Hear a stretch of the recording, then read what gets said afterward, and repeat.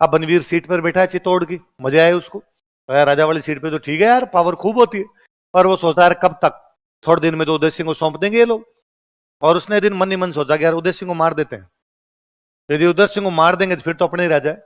पर फिर उसके दिमाग में नहीं यार, उदय सिंह को मार भी देंगे तो चित्तौड़ वाले विक्रमादित्य को बना देंगे, बोले कितना ही बेलखना है पर ये कह देंगे टेढ़ा है, पर सांगा का बेटा तो है, सांगा के बेटे को राजा बनाए। तो दिमाग ने कहा कि विक्रमादित्य और उदय सिंह दोनों को मार दें तो फिर तो इनके पास और कोई ऑप्शन नहीं है, फिर तो मैं ही राजा बनूंगा। तो उसने एक दिन विक्रमादित्य को मार दिया। किसको मार दिया? बनवीर ने विक्रमादित्य की हत्या कर दी। बनवीर मर्डर्ड विक्रमादित्य। बनवीर ने विक्रमादित्य की हत्या कर दी। बनवीर मर्डर्ड विक्रमादित्य।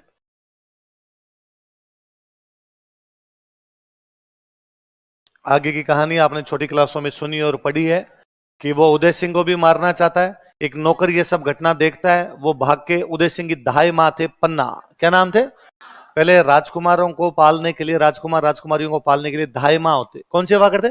जो बच्चों को पालती उनको क्या बोलते? धाय। धाय क्या बोलते? धाई माँ बोलते। इस धाय से आपका शब्द बना नर्स, सॉरी दाई। दाई बोलते हैं गांव में, डिलीवरी करवाने वाली महिला दाई। तो दाई दाई दाई दाई करते करते दाई, दाई से धीरे धीरे क्या बन गया वो दाई। तो वे महिलाएं जो राजकुमार राजकुमारियों को पाला करती, उनका ध्यान रखती, उनको क्या बोला करते? धाय। तो एक धाय है, उनका नाम है पन्ना। क्या नाम है? धाय है, इसलिए पूरा नाम क्या हो गया वो? पन्ना। रानी कर्मावती जब जौहर कर रही थी तो पन्ना को कह के गई कि पन्ना इतने दिन तक तो उदय सिंह की माँ थी मैं, और तू थी इसकी धाय माँ, और अब मैं तो मर रही हूं, तो तू इसकी माँ है और तू इसकी धाय माँ, तू ध्यान रखना भाई अब उदय सिंह का। नौकर भाग के गया, उसने पन्ना को जाकर कहा कि धाय माँ, विक्रमादित्य को मार दिया गया है। बनवीर गुस्से में तलवार लेके इधर आ रहा है, और अब वो उदय सिंह को मारेगा। वो चाहता है कि सांगा का वंश समूल नाश हो जाए ताकि मैं चित्तौड़ की गद्दी पर बैठा रहूं। उस महिला के और कुछ भी समझ में नहीं आया, उसको लगा क्या किया जाए अचानक। अब तो उसके खुद का एक बेटा था, उसका नाम था चंदन। क्या नाम था?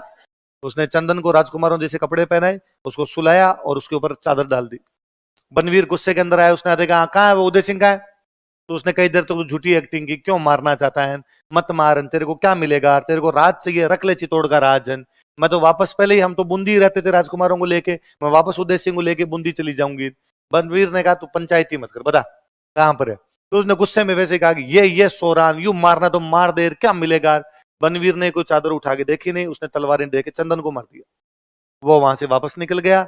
उदय सिंह, पन्ना वो जाने के बाद पन्ना उदय सिंह को बाहर निकालती है, उदय सिंह को लेके वहां से निकलती है, आगे नदी पर जाकर वो चंदन का अंतिम संस्कार करते हैं, और उदय सिंह को लेकर आती है टोडा। कहां पर आती है? टोडा। ये टोंक वाला टोडा अपना यहां पर आती है। यहाँ के राजा को आगे कहती है कि भाई ये घटना हुई, तो हमें शरण दे। टोडा के राजा ने कहा नहीं भाई, जब बनवीर ने विक्रमादित्य को मार दिया तो मेरे को भी तो मार ही सकता है। मैं कल को आपको रखूं, कल को मेरे पे अटैक कर दे, रुपए टक के पैसे चाहिए तो ले लो, मैं आपको रख तो नहीं सकता। पन्ना यहां से जाती है डूंगरपुर। कहां पे जाती है? डूंगरपुर के राजा को सेम बात कहती है। डूंगरपुर के राजा ने भी कहा कि ना पन्ना, पार नहीं पड़ेगी भाई, चित्तौड़ शक्तिशाली है, बनवीर शक्तिशाली है, पार कैसे पड़े। पन्ना को लगता है अब क्या करें। पन्ना के दिमाग में आता है कि चित्तौड़ की संकटकालीन राजधानी कोंबलगढ़ है, चित्तौड़ के राणा पे संकट आए तो कहां जाए? कोंबलगढ़। राणा उदय सिंह है, सांगा का बेटा उदय सिंह, इसको बनना चाहिए। वो कोंबलगढ़ आते हैं। कोंबलगढ़ उन दिनों एक व्यक्ति के पास था, उसका नाम था आशा देवपुरा। क्या नाम था? आशा देवपुरा। कहां रहता आशा देवपुरा?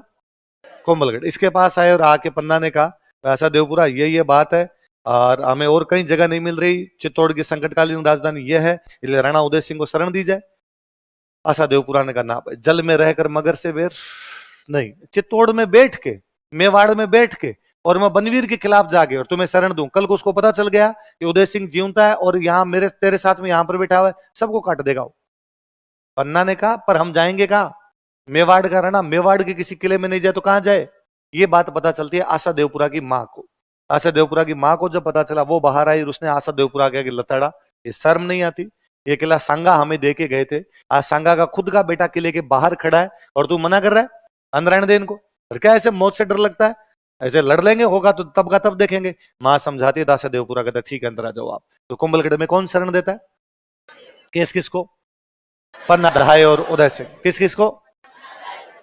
एक माँ जिसने अपने राजा को बचाने के लिए अपने बेटे को दांव पर लगा दिया था, एक महिला जिसने अपने राष्ट्र के, भाई उदय सिंह केवल राजा नहीं है, उदय सिंह उस समय राजा का मतलब राष्ट्र था अपने आप में। उदय सिंह मेवाड़ का धनी है, मेवाड़ का अधिपति है। उदय सिंह का मतलब है कि उदय सिंह का मरना मेवाड़ का समाप्त होना है। मुझे लगा कि नहीं भाई, मेवाड़ का सूर्य जगता रहना चाहिए, उसके लिए यदि बेटे को भी दांव पे लगाना पड़े तो लगा दिया जाए। पर ऐसे उदाहरण है नहीं, ना भूतो ना भविष्य थी। कभी किसी मां ने ऐसा नहीं किया होगा, किसी दूसरे को बचाने के लिए अपने बेटे को दांव पर लगा दिया था। ऐसी प्रातिस्मरणीय कोई महिला थी तो वो कौन थी? देखो, बनवीर उदय सिंह को भी मारना चाहता था, सामंत थे, उनके पास मैसेज करवाया, आपने जो खास खास लोग थे उनको भिजवाया और भिजवा का मेरे से मिलने के लिए कुंभलगढ़ आओ। आए सामंत और उनको आकर, भाई शर्म नहीं आती तुम्हें? तुम कहाँ इस बनवीर के अंडर में बैठे हुए हो? बनवीर तुम्हारा राजा बना हुआ बेटा। सामंतों ने कहा तो क्या करें, सांगा के बेटे तो सारे मर गए, रतन सिंह पहले सूरजमल के खिलाफ लड़ते हुए मारे गए, विक्रमादित्य उदय सिंह को बनवीर ने मार दिया। अरे उदय सिंह नहीं मरा है तो उस दिन मेरा बेटा चंदन मरा था, उदय सिंह तो ये रहा। और उदय सिंह के साथ एक दिक्कत थी, उदय सिंह का पूरा बचपन ही अब ननिहाल में बीता था, इसलिए मेवाड़ वाले उदय सिंह को पहचानते ही नहीं थे। तो मेवाड़ वालों ने कहा, पन्ना इतने भोले नहीं है, मतलब तू अब तेरे बेटे चंदन को उदय सिंह बताकर चंदन को राजा बनाना चाहती है? पन्ना जाने का बात सही है तुम्हारी, लोग इस प्रकार के धोखाधड़ी करते हैं, हो सकता है मैं भी तुम्हें धोखा देती हूँ।